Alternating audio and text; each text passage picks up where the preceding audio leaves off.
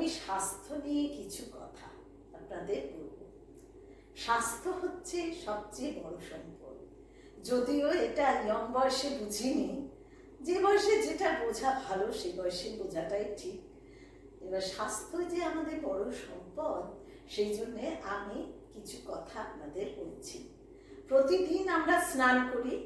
স্নান করার সময়, এখন শীতকাল, ধরুন আপনি আপনার জলের টেম্পারেচারটা ঠিক করে দেখে নিলেন, রেডি করে নিলেন জল।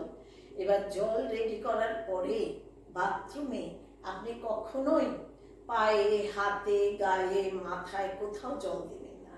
যখন স্নান শুরু করবেন, স্নান শুরু করার আগে আপনি নাভির নিচে হাত দেবেন, দিয়ে মগে করে 10 থেকে 15 সেকেন্ড জল ঢালবেন এই হাতের উপরে। দেখবেন নাভিটা জলের ভেতরেই রয়েছে।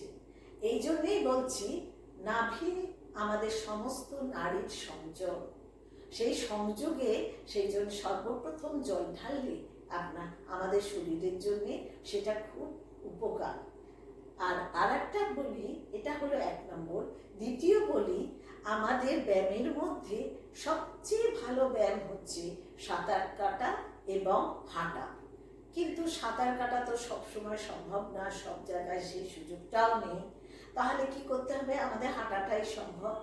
হাঁটা আবার সবসময় বাইরেও আমরা যেতে পারি না, এখন আবার শীত পড়েছে।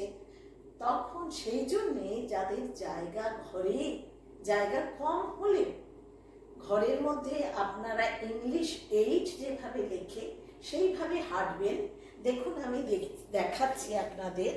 ইংলিশ 8 আমরা যেভাবে লিখি ঠিক সেইভাবে আপনারা ঘরে হাঁটবেন।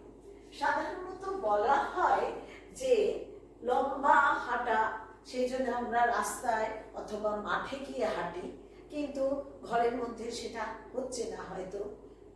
8 করে হাঁটেন যদি, আপনি কোথাও কিন্তু হাঁটায় বাধা পাচ্ছেন না।